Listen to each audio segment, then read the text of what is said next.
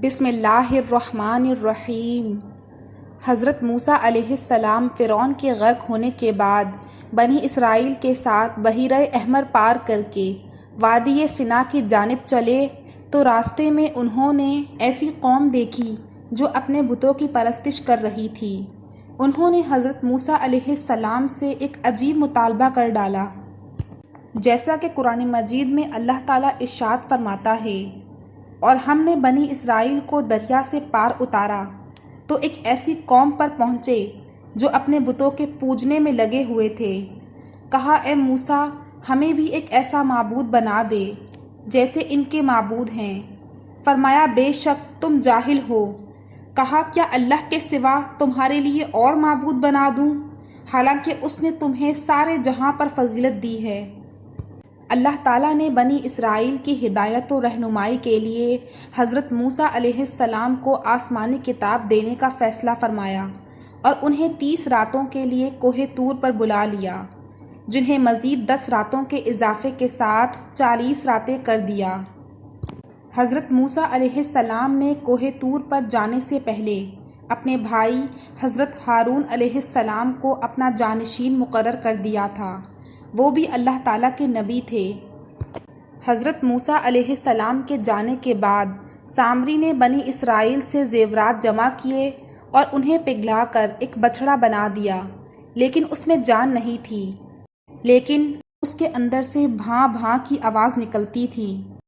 اس مصنوعی آواز سے سامری نے بنی اسرائیل کو گمراہ کیا اور بنی اسرائیل کی ایک بڑی تعداد سامری کے مکر و فریب کا شکار ہو گئی۔ اللہ تعالیٰ نے قرآن پاک میں فرمایا، پھر اس سامری نے اس کے لیے ایک بچھڑا بنا دیا، یعنی بچھڑے کا بت، جس کی گائے کی طرح آواز بھی تھی۔ پھر کہنے لگا کہ یہی تمہارا معبود ہے اور موسیٰ کا بھی، لیکن موسیٰ بھول گیا ہے، نعوذ باللہ۔ سامری کے کہنے پر اسرائیلی بچھڑے کو سجدہ کرنے لگے۔ ایسے میں حضرت ہارون علیہ السلام نے انہیں سمجھانے اور بچھڑے کی عبادت سے روکنے کی بڑی کوشش کی، جیسا کہ قرآن مجید میں ہے، اے میری قوم کے لوگوں، اس بچھڑے سے تو صرف تمہاری آزمائش کی گئی ہے، تمہارا حقیقی پروردگار تو اللہ تعالیٰ ہی ہے، پس تم سب میری تابع داری کرو اور میری بات مانتے چلے جاؤ۔ اسرائیلیوں کو سونے کا یہ گوسالہ اتنا اچھا لگا کہ ہارون علیہ السلام کے وعظ و نصیحت کی بھی کوئی پرواہ نہیں کی اور بچھڑے کی تعظیم و عبادت چھوڑنے سے انکار کر دیا۔ انہوں نے جواب دیا، جیسا کہ قرآن مجید میں ہے، ہم تو موسیٰ علیہ السلام کے واپس آنے تک اسی کے مجاور بنے بیٹھے رہیں گے۔ کوہ طور پر اللہ تعالیٰ نے حضرت موسیٰ علیہ السلام کو اطلاع دی کہ اے موسیٰ، سامری نے تیری قوم کو گمراہی میں ڈال دیا ہے۔ ارشاد باری تعالیٰ ہے، اے موسیٰ، ہم نے تیری قوم کو تیرے پیچھے آزمائش میں ڈال دیا ہے اور انہیں سامری نے بہکا دیا ہے۔ اللہ تعالیٰ نے جب حضرت موسیٰ علیہ السلام کو یہ اطلاع دی تو وہ سخت غم و غصے میں آ گئے، کیونکہ ان کی قوم نے ان سے وعدہ کیا تھا کہ ان کی کوہ طور سے واپسی تک وہ اللہ تعالیٰ کی اطاعت و عبادت کرتے رہیں گے، لیکن نہ تو انہوں نے حضرت موسیٰ علیہ السلام کی واپسی کا انتظار کیا اور نہ ہی حضرت ہارون علیہ السلام کی بات مانی۔ اس کے برعکس وہ سامری کی ہدایت پر بچھڑے کی پوجا کرتے رہے، یہاں تک کہ اللہ تعالیٰ نے حضرت موسیٰ علیہ السلام کو ان کی قوم کی بدعہدی اور گوسالہ پرستی سے آگاہ فرمایا۔ حضرت موسیٰ علیہ السلام جب توریت کی تختیاں لے کر کوہ طور سے واپس ہوئے تو دیکھا کہ قوم سامری کے بچھڑے کی پرستش میں مصروف ہے۔ یہ دیکھ کر آپ کو سخت تکلیف پہنچی اور فوراً تختیاں ایک طرف رکھی اور اپنے بھائی کا سر پکڑ کر انہیں اپنی طرف گھسیٹنے لگے۔ حضرت ہارون علیہ السلام نے کہا کہ اے میرے ماں جائے، ان لوگوں نے مجھے بے حقیقت سمجھا اور قریب تھا کہ مجھے قتل کر ڈالتے، تو تم مجھ پر دشمنوں کو مت ہنساؤ۔ حضرت موسیٰ علیہ السلام نے اپنے بھائی سے فرمایا، اے ہارون، انہیں گمراہ ہوتا ہوا دیکھتے ہوئے تجھے کس چیز نے میرے پاس آنے سے روکے رکھا؟ کیا تو بھی نافرمان بن بیٹھا؟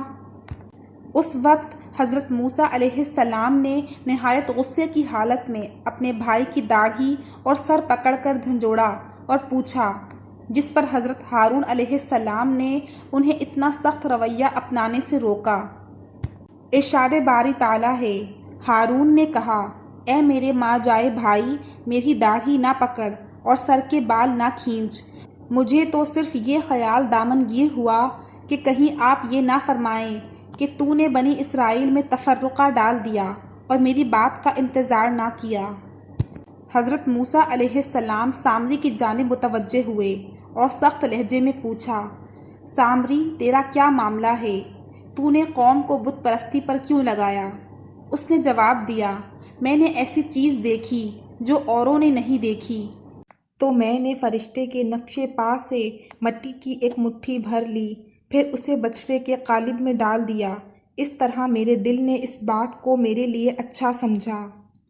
حضرت موسیٰ علیہ السلام نے سامری کے لیے جو سزا تجویز کی اسے قرآن کریم نے یوں بیان فرمایا ہے، کہا، اچھا جا، دنیا کی زندگی میں تیری سزا یہی ہے کہ تو کہتا رہے کہ مجھے نہ چھونا، اور ایک اور بھی وعدہ تیرے ساتھ ہے جو تجھ سے ہرگز نہ ٹلے گا، اور اب تو اپنے اس معبود کو بھی دیکھ لینا جس کا تو اعتکاف کیے ہوئے تھا، ہم اسے جلا کر ریزہ ریزہ کر کے دریا میں اڑا دیں گے۔ اور پھر ایسا ہی ہوا، وہ ایسی خطرناک بیماری میں مبتلا ہو گیا کہ ساری عمر یہی کہتا رہا کہ مجھ سے دور رہو، مجھے نہ چھونا، اس لیے کہ اسے چھوتے ہی چھونے والا اور سامری دونوں شدید بخار میں مبتلا ہو جاتے،